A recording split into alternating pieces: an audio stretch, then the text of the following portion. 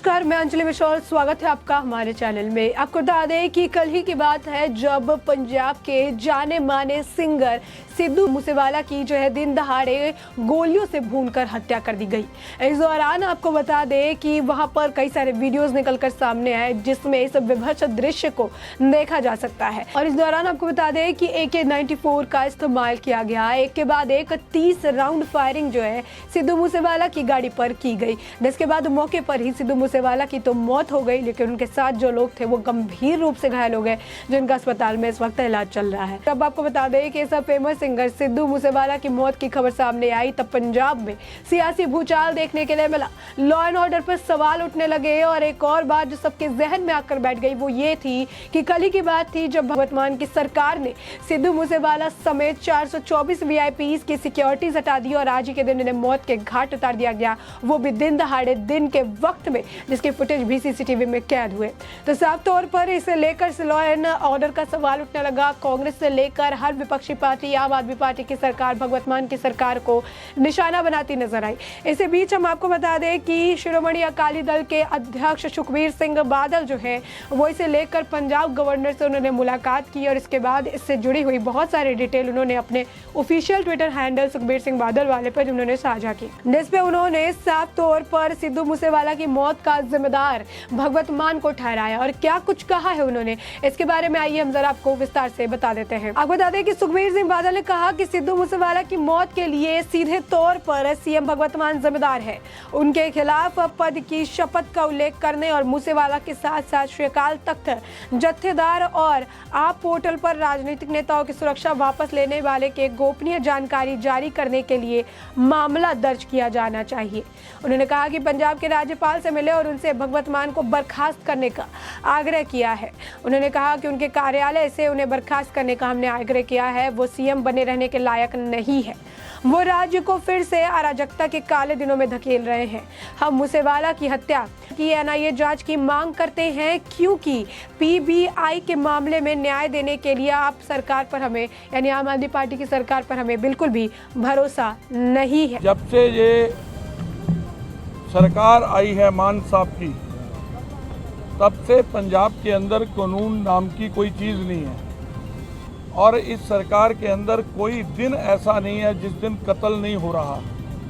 पंजाब ने अंतर्राष्ट्रीय स्तर के खिलाड़ी को खोया और कल मशहूर पंजाबी गायक को खो दिया और उसके पीछे अगर कोई कारण है कि ये सरकार मान साहब चला ही नहीं रहे हैं। असल में ये सरकार एक कठपुतली है केजरीवाल साहब की और राघव चड्ढा की, जो ना कि पंजाब को जानते हैं, ना कि पंजाब के संवेदनशीलता को जानते हैं, ना ही उनको ये पता है कि 80 के दौर के अंदर पंजाब ने कितना संताप सहा और कितनी कुर्बानियों के बाद पंजाब के अंदर अमन, शांति, भाईचारा बहाल हुआ।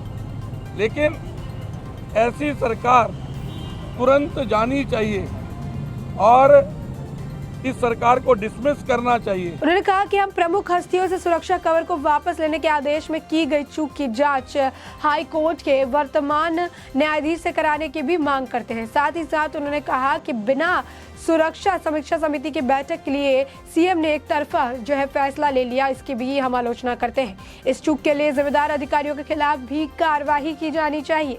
सुरक्षा केवल खतरे की धारणा पर दी जानी चाहिए और इसका राजनीतिकरण नहीं किया जाना चाहिए। उन्होंने कहा कि पंजाब के CM भगवंत मान बताए कि दिल्ली के CM की सुरक्षा के लिए पंजाब पुलिस के 80 जवान क्यों तैनात किए गए हैं। अरविंद केजरीवाल और राघव चड्ढा के साथ 4-4 सुरक्षा वाहकों को क्यों लगाया गया है।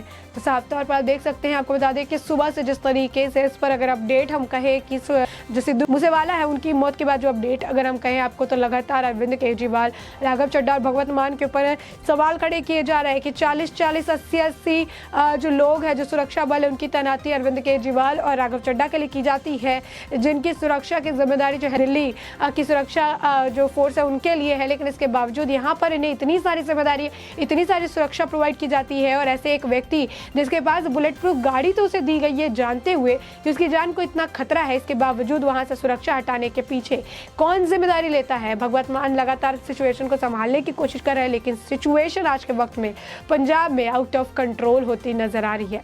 लॉ एंड गवर्नेंस का मुद्दा उठाया जा रहा है, ये मुद्दा तूल पकड़ रहा है। लगातार आपको बता दें कि राष्ट्रपति शासन लगाने की मांग की जा रही है पंजाब में, और साथ ही साथ पंजाब के मुख्यमंत्री भगवत मान के इस्तीफे की मांग भी अब जोर पकड़ती नजर आ रही है।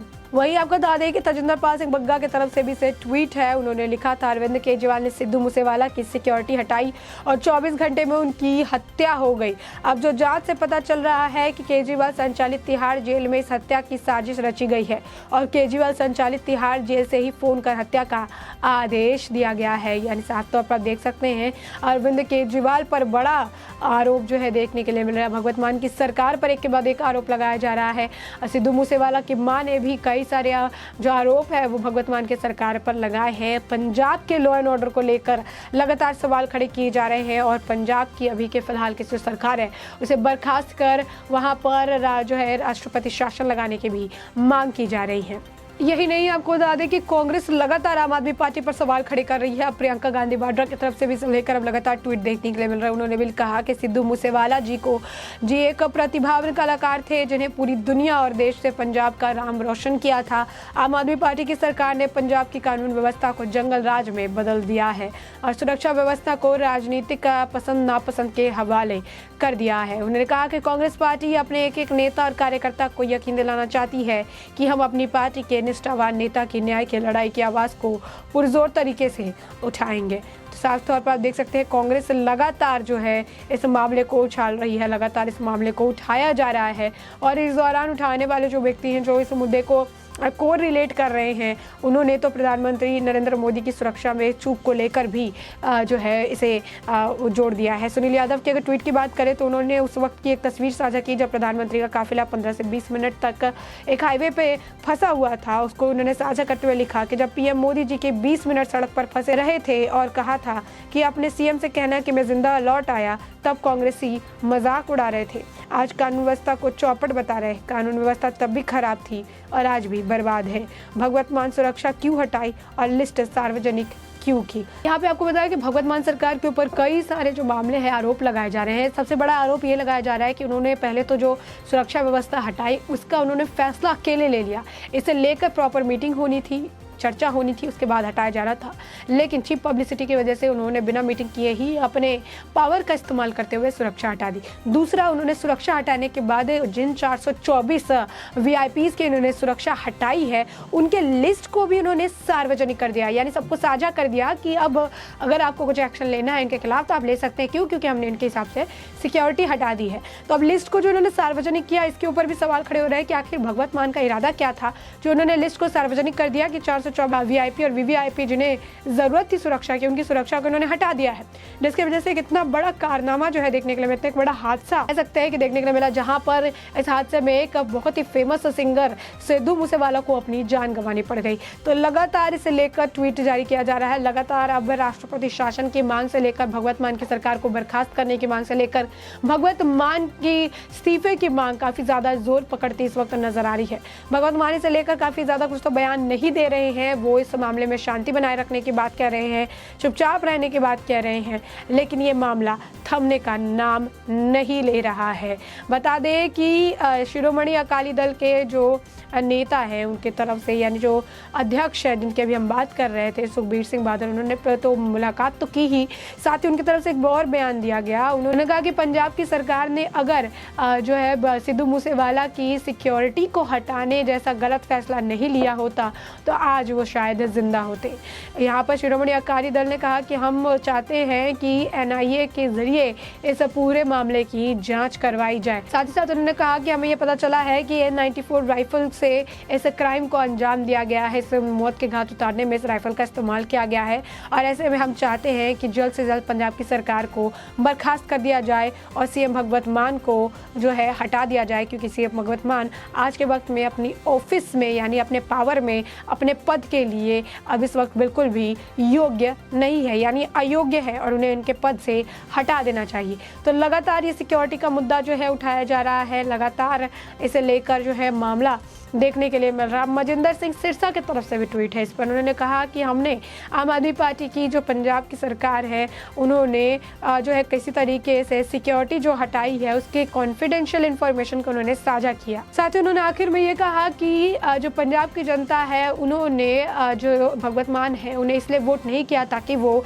अरविंद केजरीवाल के कठपुतली के तौर पर काम करता नजर आए। तो लगातार सवाल खड़े किए जा रहे हैं। इस वक्त जितनी भी अपडेट इस खबर से जुड़ी हुई थी इससे हमने आपको उसे रूबरू कराया। ऐसे में आपने ये पूरा मामला बड़े विस्तार से जान और समझ लिया है और अब इस पूरे मामले पर आपकी भी जो राय हो हमें कमेंट सेक्शन में कमेंट करके ज़रूर बताएं।